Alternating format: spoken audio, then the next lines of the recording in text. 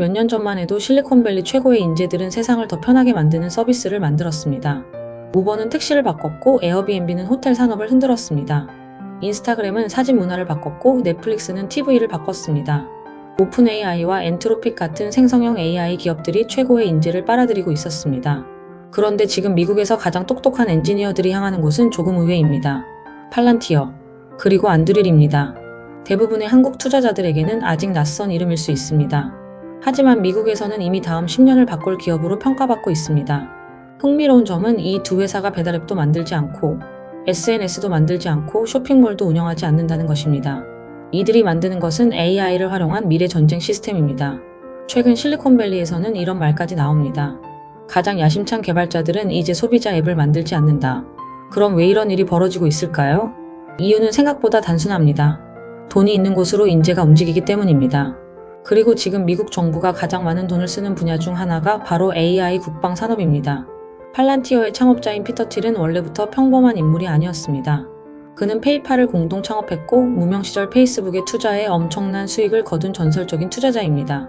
그런데 다른 실리콘밸리 기업인들이 SNS와 광고 사업에 집중할 때 피터 틸은 전혀 다른 생각을 하고 있었습니다. 미국은 데이터를 제대로 활용하지 못하고 있다. 정부는 너무 비효율적이다.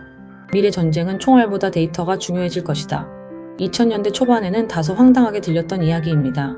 하지만 지금 돌아보면 그는 거의 미래를 예언한 셈입니다. 그가 만든 회사가 바로 팔란티어입니다. 회사 이름도 흥미롭습니다. 반지의 제왕에 등장하는 모든 것을 볼 수 있는 마법의 수정구슬에서 따온 이름입니다. 애초에 세상의 모든 데이터를 보고 분석하겠다는 의미를 담은 것입니다. 사실 팔란티어는 오랫동안 월가에서 설명하기 어려운 회사였습니다. 애플처럼 아이폰을 파는 것도 아니고 엔비디아처럼 GPU를 만드는 것도 아니었습니다. 그래서 투자자 입장에서는 이 회사가 정확히 무엇을 하는지 이해하기 어려웠습니다. 그런데 AI 시대가 시작되면서 분위기가 완전히 바뀌었습니다. AI가 아무리 똑똑해도 데이터를 제대로 이해하지 못하면 의미가 없습니다. 그리고 세상에서 가장 복잡한 데이터를 가진 조직은 결국 정부와 군대입니다. CIA, FBI, 국방부, 국토안보부, 미국 정부의 핵심 조직들이 모두 팔란티어의 주요 고객입니다. 월가가 갑자기 팔란티어를 다시 보기 시작한 이유도 여기에 있습니다. 그런데 더 재미있는 점은 팔란티어의 채용 방식입니다. 최근 팔란티어는 미국 명문대 졸업장을 꼭 요구하지 않겠다고 밝혔습니다. 많은 사람들은 이를 학벌을 안 보는 착한 회사 정도로 받아들였습니다. 하지만 실제로는 조금 다릅니다. 팔란티어는 오히려 더 냉정한 회사입니다. 학벌 대신 실력으로만 평가하겠다는 뜻이기 때문입니다. 하버드 졸업장이 있어도 실력이 없으면 떨어집니다. 반대로 대학을 나오지 않았어도 문제를 해결할 수 있으면 채용됩니다. 실리콘밸리에서는 팔란티어를 두고 이런 평가까지 나옵니다. 학벌주의를 버린 회사가 아니라 능력주의를 극단적으로 밀어붙인 회사다. 그런데 최근 미국에서 팔란티어만큼이나 뜨거운 이름이 있습니다. 바로 안드릴입니다. 안드릴의 창업자 팔머 럭키는 20대에 VR 회사 오큘러스를 수조원에 매각한 인물이죠. 사실 그 정도면 평생 은퇴해도 되는 사람이었습니다. 그런데 그는 갑자기 방산 산업으로 뛰어듭니다. 주변에서는 모두 미쳤다고 했습니다. 실리콘밸리의 천재가 왜 하필 전쟁 산업으로 가느냐는 것이었습니다. 하지만 그의 대답은 단순했습니다. 미국 방산 산업은 너무 느리다. 기존 방산 기업들은 전투기 하나를 개발하는데 10년 이상 걸립니다. 하지만 AI 시대에는 그렇게 하면 안 된다고 본 것입니다. 소프트웨어처럼 만들고 테스트하고 업데이트하고 다시 배포해야 한다는 생각이었습니다. 그렇게 탄생한 회사가 바로 안드릴입니다. 안드릴을 단순한 드론 회사라고 생각하면 큰 착각입니다. 안드릴은 미래 전쟁의 운영체제를 만들고 있습니다.